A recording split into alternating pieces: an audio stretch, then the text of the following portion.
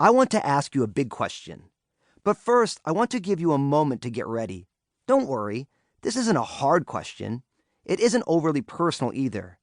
But it is an important question, and you don't want to overthink the answer. Are you ready? Take a moment. Breathe in, breathe out. Here it is. What is the happiest moment you can remember? You got it? What is it? I bet it's amazing. My answer is simple. My wedding. It was absolutely over-the-top beautiful. Now, I'm not saying that to score some extra brownie points with my bride Lynn. Although if you're married, you know you can never have too many of those. Brownie points are earned by the drop and spent by the buckets.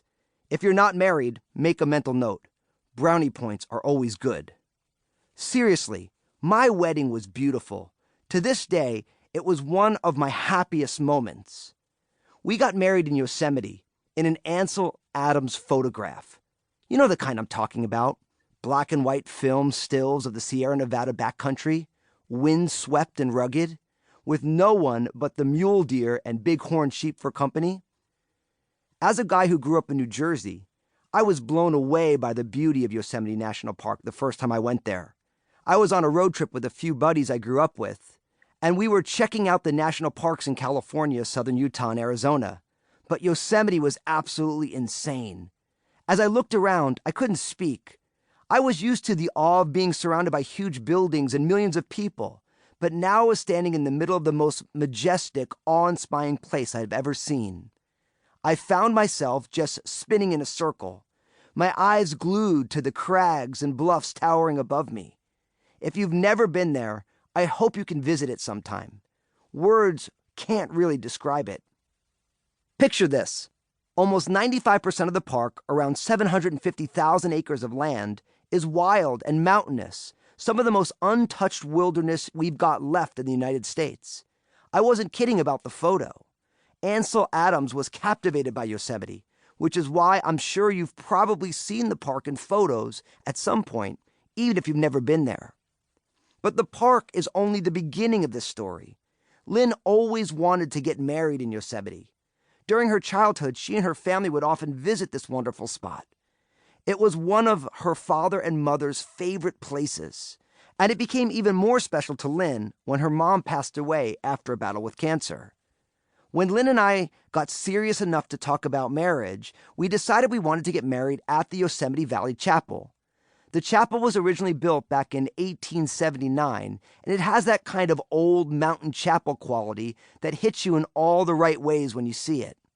It's located in the crook of the valley, and when you look around, you realize you are literally ringed on all sides by cliffs bigger than anything you've ever seen, pockets of meadows, and, as if it weren't breathtaking enough, an incredible view of Yosemite Falls. What could be more beautiful, romantic, and memorable than getting married in such a stunning spot and on the first day of spring? Lynn and I couldn't think of anything we'd like better. So imagine our excitement when we called the park service and a ranger told us that the chapel was available for that date. We couldn't believe our luck. But then we were told, well, given the time of year and our elevation, you've got a 50-50 chance of getting snowed out, and you might not be able to make it into the park to get married. And oh yeah, if that happens, you still need to pay us for the rental, even though you won't be able to get married that day. Not exactly what Lynn and I were hoping to hear. It was a real bummer. But if you know me at all, I realize that some of you may not know me, so here's a description.